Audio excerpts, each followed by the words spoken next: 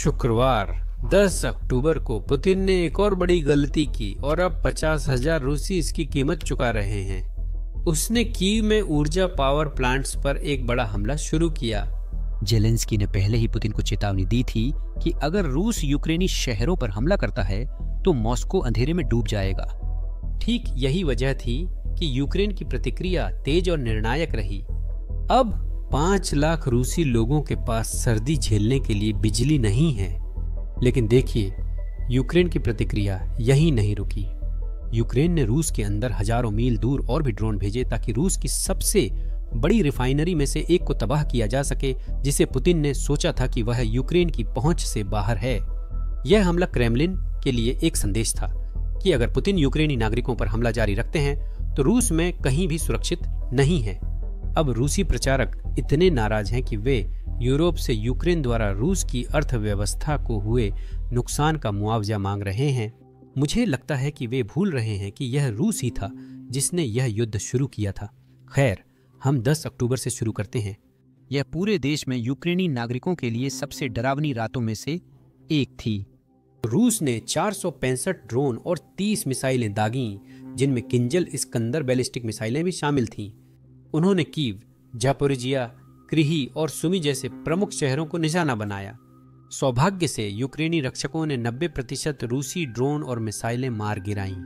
लेकिन दुर्भाग्यवश जो कुछ बच गया उसने आवासीय इमारतों और नागरिक बुनियादी ढांचे को भारी नुकसान पहुंचाया। कीव की राजधानी में आप देख सकते हैं कि हमले ने हजारों हजार निवासियों के लिए बिजली काट दी।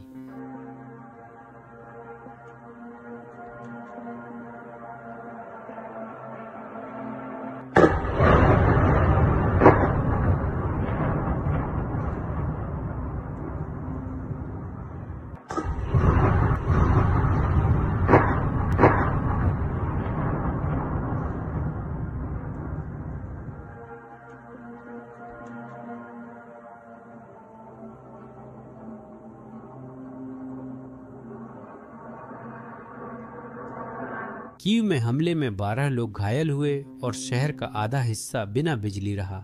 जापोरिजा में एक 7 साल के लड़के की मौत हो गई और 11 और लोग घायल हो गए, और सुमी में दर्जन भर और लोग घायल हो गए। मुझे लगता है कोई यह तर्क दे सकता है कि हमें ऐसे हमलों की उम्मीद करनी चाहिए। रूस जब भी युद्ध में हारता है तो आतंक का सहारा लेता है। यह यूक्रेनी पावर प्लांट्स, जल प्रणालियों व बुनियादी ढांचे को नष्ट करना शुरू करता है। अब अंतर्राष्ट्रीय कानून के अनुसार ये हमले अवैध हैं, लेकिन रूसी टीवी के अनुसार ये हमले मानवीय प्रकृति के हैं, क्योंकि पुतिन का लक्ष्य यूक्रेनी नागरिकों को जेलेंस्की से बचाना है। जब मैंने पहली बार यह सुना तो मुझे यकीन नहीं हुआ, तो आप लोग खुद ही सुनिए। रूस ने यूक्रेन के पावर ग्रिड पर भारी हमले शुरू किए हैं। उनका उद्देश्य जेलेंस्की को मौजूदा हकीकतों से अवगत कराना और जल्द से जल्द शांति लाना है, बल्कि शांति को और करीब लाना है। बेशक, इस संदर्भ में यूक्रेन की सेना और राज्य प्रशासन के लिए आवश्यक महत्वपूर्ण बुनियादी ढांचे को निशाना बनाकर किए गए रूसी मिसाइल और ड्रोन हमले मानवीय प्रकृति के हैं। जल्दी शांति आने से अधिक यूक्रेनी नागरिकों की जान बचाई जा सकेगी। हम यूक्रेन के आम नागरिकों की अधिक जानें बचा सकेंगे। तो इस तर्क से जेलेंस्की को इनाम मिलना चाहिए, क्योंकि उन्होंने रूस को अब तक की सबसे बड़ी मानवीय सहायता दी है। पहला पैकेज मॉस्को में नोविवोस्तुक जिले में पहुंचा। दर्जनों रिहायशी इमारतों में हमारे बेटे के लिए बिजली और पानी चला गया। यहां तक कि स्ट्रीट लाइट्स भी बंद कर दी गई। कई रूसी लोग असल में लिफ्टों में फंस गए थे और समाज में घबराहट फैलने लगी। इस घबराहट की वजह अनिश्चितता थी। देखिए, यह पैकेज यूक्रेन से ड्रोन या मिसाइलों के जरिए नहीं आया था। इसे पुराने तरीके की तोड़फोड़ के जरिए पहुंचाया गया था। क्रेमलिन के अधिकारी अब भी नहीं जान पाए कि क्या हुआ और किसने किया, लेकिन फिर भी इसके बाद जो हुआ उसके मुकाबले यह कुछ भी नहीं था। रूस के बेलगोरोद क्षेत्र में सायरन बजने लगे और निवासी शरण लेने के लिए दौड़ने लगे। कमाल है, शेल्टर चलो। कमाल है। कहां?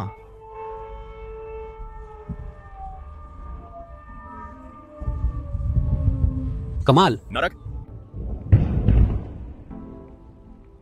जैसा कि आप अपनी स्क्रीन पर क्लिप में देख सकते हैं, रूसियों को उनके पुराने दोस्त अंधकार से फिर से मिलवाया गया।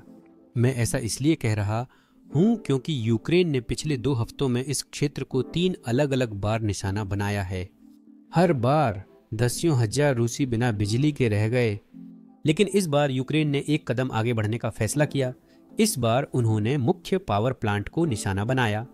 यूक्रेनी हमलों के कारण लगभग 50,000 निवासी बिना बिजली के रह गए, लेकिन चिंता मत कीजिए, क्योंकि क्षेत्रीय रूसी गवर्नर के अनुसार ये समस्याएं गिरते हुए मलबे की वजह से हुई, यूक्रेनी ड्रोन और यूक्रेनी हमलों की वजह से नहीं।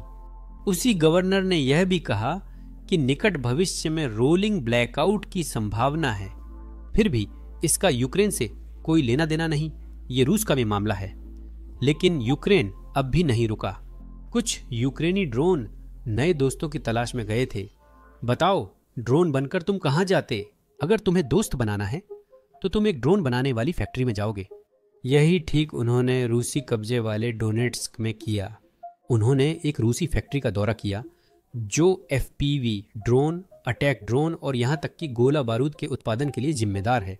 लेकिन दुर्भाग्यवश मुझे नहीं लगता कि बैठक अच्छी रही, क्योंकि उसके बाद का नजारा तो डरावना ही लग रहा है।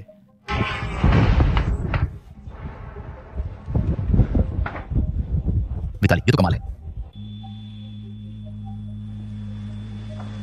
मुझे लगता है इसमें आग लगी हुई है।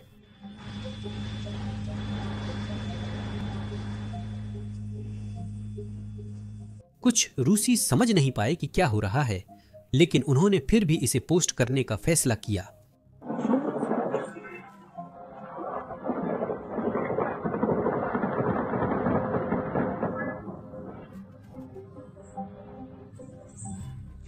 क्या आप हैरान होंगे अगर मैं आपसे कहूं कि यूक्रेन अभी भी रुका नहीं है?